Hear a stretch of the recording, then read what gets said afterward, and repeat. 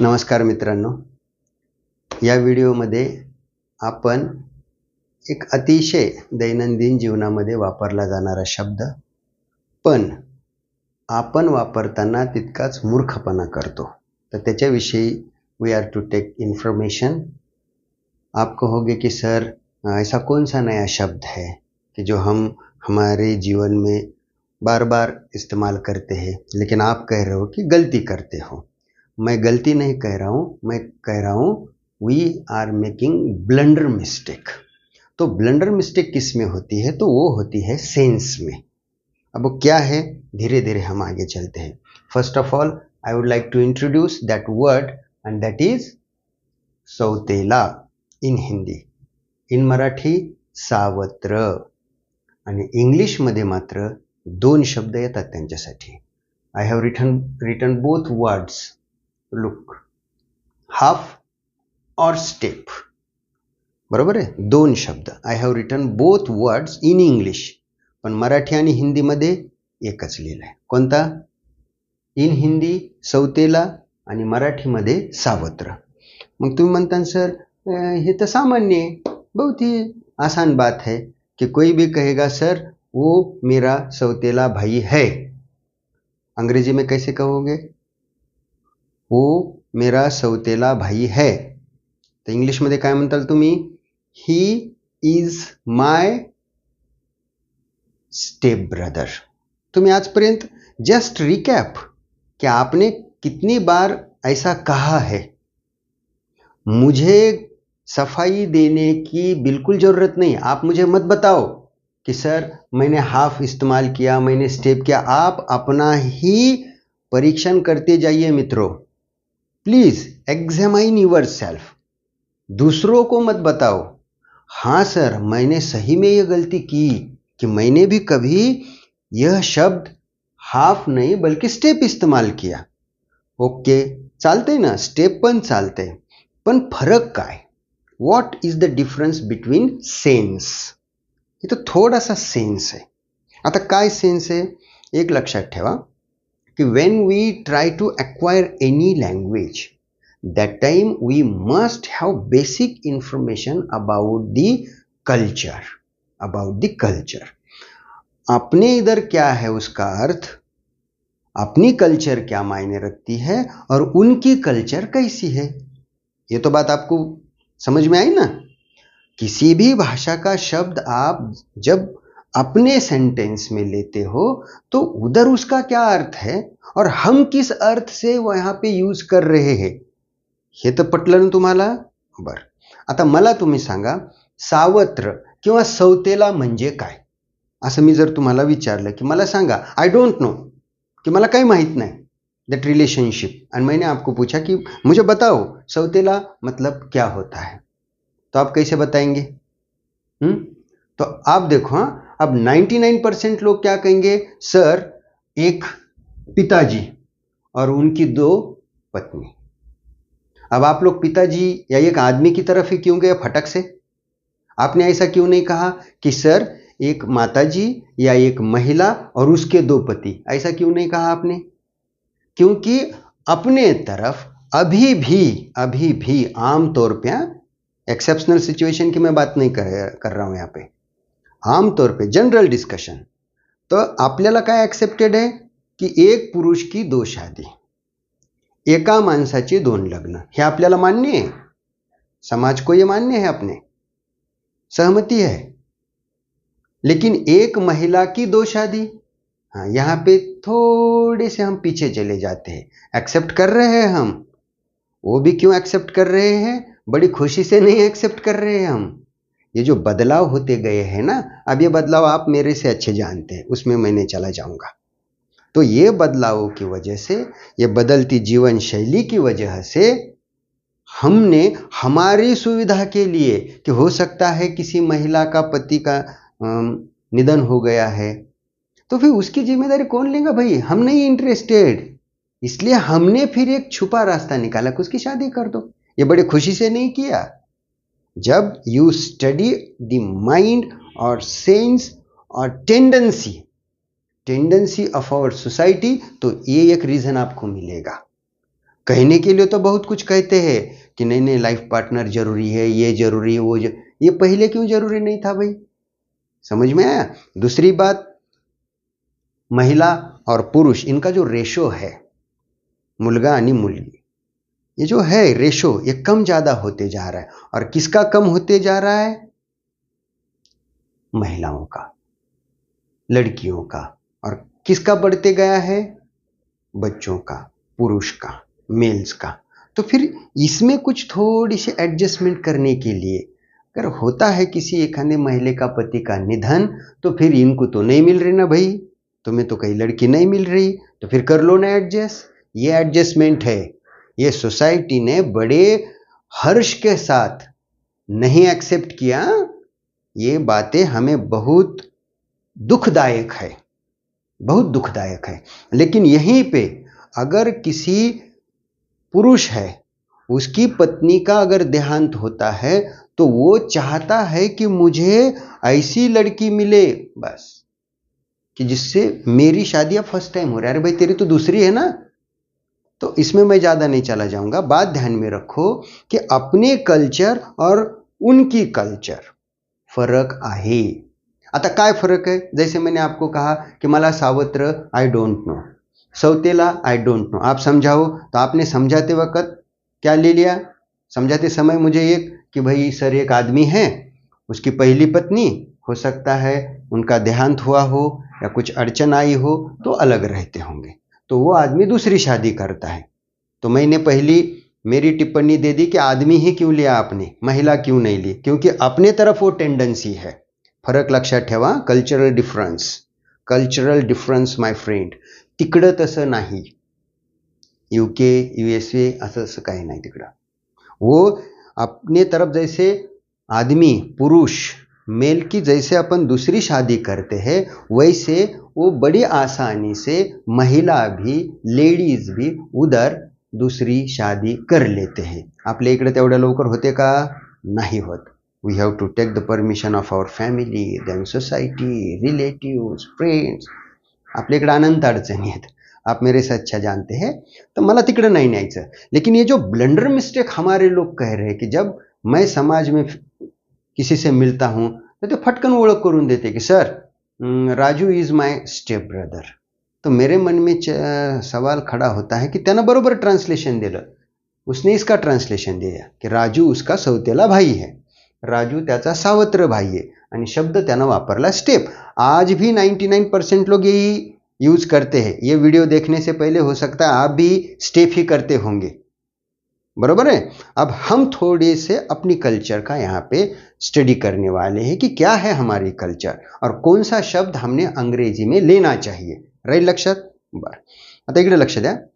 First of all हे सौतेला, सावत्र ह्या कन्सेप्ट थोड्याशा मी पटकन उदाहरणासह क्लियर करतो।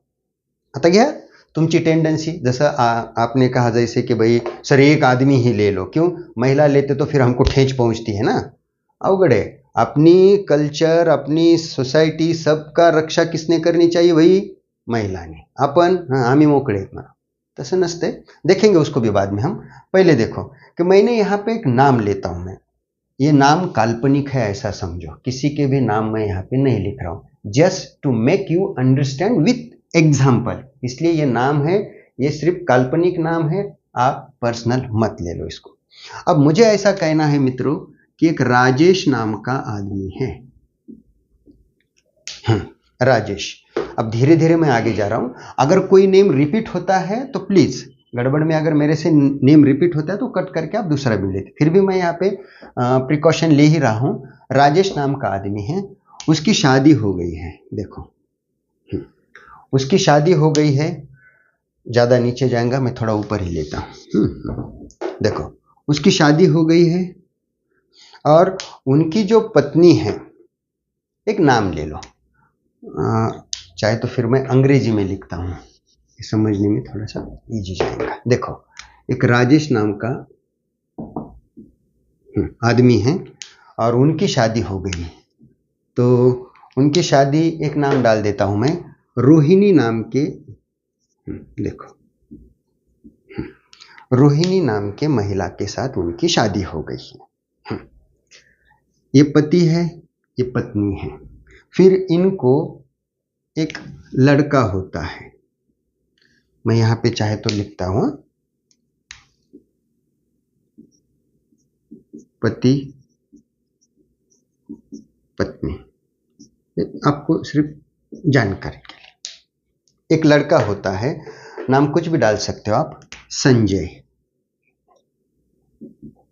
हाँ, संजय। ये बेटा है इनका, मैं ब्रैकेट में लिखता हूं। हाँ, इज इट विजिबल? दिख रहा है आपको? देखो क्या है कि एक राजेश नाम का आदमी है, उनकी शादी होती है रोहिणी नाम के महिला से, पत्नी है उनकी, और ये उनका बेटा है। कौन सा बेटा? संजय। संजय। अब आगे चलते हैं, आगे चलते हैं। क्या है आगे? अब हो सकता है दुर्भाग्यवश रोहिणी की एक तो मृत्यु हो गई है, या उनकी आपस में नहीं जमती। बात ध्यान में रखो, राजेश की शादी जिनसे हुई थी वो रोहिणी नाम की महिला की एक तो मृत्यु हो गई है, या उनकी आपस में नहीं जमती, नहीं बनती, इसलिए वो एक दूसरे से अलग रहते हैं। एक तो मृत्यु हो गई है या उनकी आपस में नहीं बनती, चाहे फिर वो घटस्फोट हो, तो अलग रहते हैं। चला पुढं। हाँ, तो राजेश ने दूसरी शादी कर ली मित्रों। अब देखो यहां पे ले रहा हूं मैं, राजेश ने दूसरी शादी कर ली। अब राजेश ने दूसरी शादी कर ली, मैं थोड़ा अलग अलग मार्कर यहां पे लेता हूं मैं। तो दूसरी शादी कर ली, तो वो उन्होंने कर ली ममता नाम की लड़की से, या कोई भी नाम लो, रोहिणी, मैं मोहिनी डाल देता हूं। देखो मोहिनी नाम के महिला से उनकी दूसरी शादी हो गई। मैं ब्रैकेट में लिखता हूं, ये पति है, ये पत्नी है, ये बेटा है। अब ये पति ही है, अब ये उनकी दूसरी पत्नी है।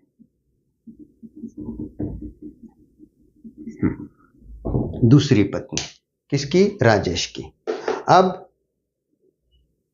राजेश और मोहिनी को एक बेटा होता है, जिसका नाम कुछ भी डाल दो आप, मैं यहां पे एक नाम डाल देता हूं। यहां पे संजय डाला था, यहां पे मयूर डालता हूं।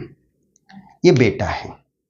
अब ये इनका बेटा है, राजेश और मोहिनी का क्या नाम है बेटे का? मयूर। बर, ये बेटा है। अब मुझे बताओ, राजेश की दो शादियां, रोहिणी और मोहिनी से। रोहिणी से उनको संजय नाम का बेटा है और मोहिनी से उनको मयूर नाम का बेटा है। तो मुझे बताओ, ये दोनों भाई हिंदी में कौन से हो गए? सगे हो गए क्या? नाही, सौतेले। मराठीमध्ये सख्खे भाऊ झाले का? नाही, सावत्र। बर, इंग्रजीमध्ये दोन शब्द आहेत, आपल्या इकडे दोन शब्द नाहीत, इंग्रजीत दोन आहेत। आपल्या इकडे सख्खा आणि सावत्र असंच आहे, इंग्लिशमध्ये हे दोन येतात सावत्रसाठी। आपल्या इकडे एकच शब्द येतो, हिंदीमध्ये एकच शब्द येतो। मग आता हे झालेले मित्रांनो half, half brothers, half. I am writing here, look, दिसते का हे तुम्हाला?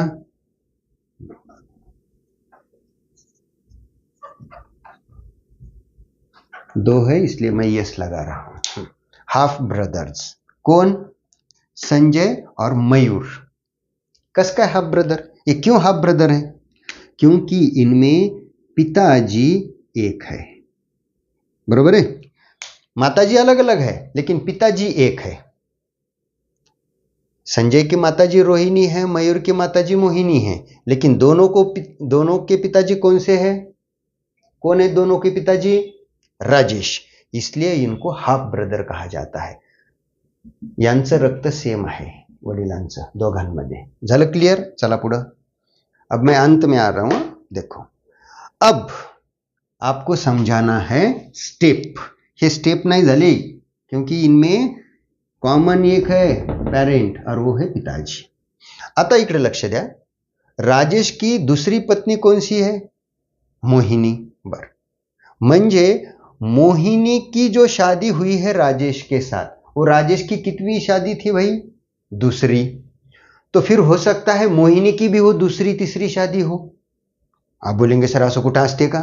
मैंने पहले ही बोला था मैंने कि हमारे यहाँ आदमी की भले दूसरी तीसरी शादी हमें मंजूर है, लेकिन वो जिसके साथ दूसरी तीसरी शादी करना चाहता है उस महिला की शादी नहीं होने वाली चाहिए, ऐसा वो चाहता है. असं कसं चालेल? अब देखो, मोहिनी की राजेश के साथ हो सकता है दूसरी शादी हो, जैसी राजेश की इसके साथ दूसरी है. राजेश की पहली पत्नी क्या है, ध्यान में रखो. अब आप बोलेंगे सर आप तो थोड़ा सा कठिन हो रहा है. मग जजमेंट देने के लिए क्या इतनी आसान रहते क्या फटक से? कोर्ट क्यों टाइम लेता है कि टू स्टडी प्रॉपरली, और उसके बाद बताया जाता है कि किसको कौन सी संपत्ति मिलेगी या नहीं मिलेगी. आलं लक्षात? हाँ, आता बघूत. तो जैसे मैंने बताया कि मोहिनी ये राजेश की दूसरी पत्नी है, क्योंकि राजेश की पहली पत्नी रोहिणी है. अब यहां पे देखो, इन दोनों को जज कहेगा कि भाई संपत्ति का हक बराबर है. क्यों? क्योंकि दोनों ही उसकी लॉफुल वाइफ है वो. क्यों? क्योंकि इनकी मृत्यु हो गई या डिवोर्स ले लिया था, उसके बाद दूसरी शादी हुई है, तो फिर इसको भी कुछ ना कुछ तो देना पड़ेगा आपको राजेश की प्रॉपर्टी में से. आता बघा, पुढं मुद्दा वेगळा है. जैसे मैंने बोला राजेश की मोहिनी के साथ दूसरी शादी हुई, तो हो सकता है वो मोहिनी की भी दूसरी शादी हो. मोहिनी की दूसरी वो अगर शादी है मोहिनी की, तो फिर पहली किसके साथ वो एक बार आपको दिखाना पड़ेगा. अब बात ध्यान में रखो, मैं यहां पे लिख रहा हूं, थोड़ा सा क्लिष्ट है, ध्यान में रखो. अब मोहिनी का पहला पति विजय है.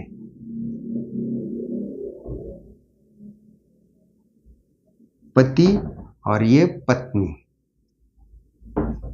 हाँ, धीरे धीरे वीडियो आराम से देखना भाऊ. अब विजय और मोहिनी पति पत्नी है. हो सकता है विजय की मृत्यु हुई हो या उनकी आपस में नहीं बनती हो. किसकी? मोहिनी की और विजय की आपस में एक तो नहीं बनती हो, या हो सकता है विजय की मृत्यु हुई हो. तो इसलिए मोहिनी ने दूसरी शादी राजेश नाम के एक आदमी के साथ की.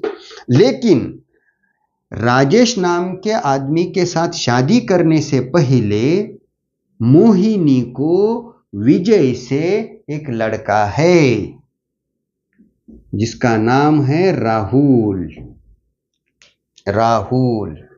ये बेटा है, मैंने बीच में लिखा, थोड़ा सा ध्यान देखो आप. ये बेटा है मोहिनी का और विजय का. मोहिनी का और विजय का. कौन? राहुल. अब मुझे बताओ,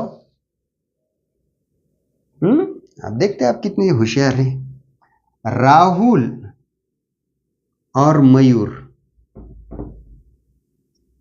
स्टेप ब्रदर है या हाफ ब्रदर है? सांगा. स्टेप ब्रदर है या हाफ ब्रदर है? बरोबर आहे, हाफ ब्रदर ही है वो. कस काय? क्योंकि इनमें माताजी एक है.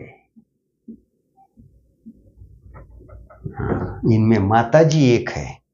दोनों की माताजी मोहिनी है. दोनों की माताजी, मयूर की भी माताजी और राहुल की भी माताजी. अगर समझो इनका कोई प्रॉपर्टी का हिस्सा नहीं अब आएगा, इनकी प्रॉपर्टी का हिस्सा आएगा.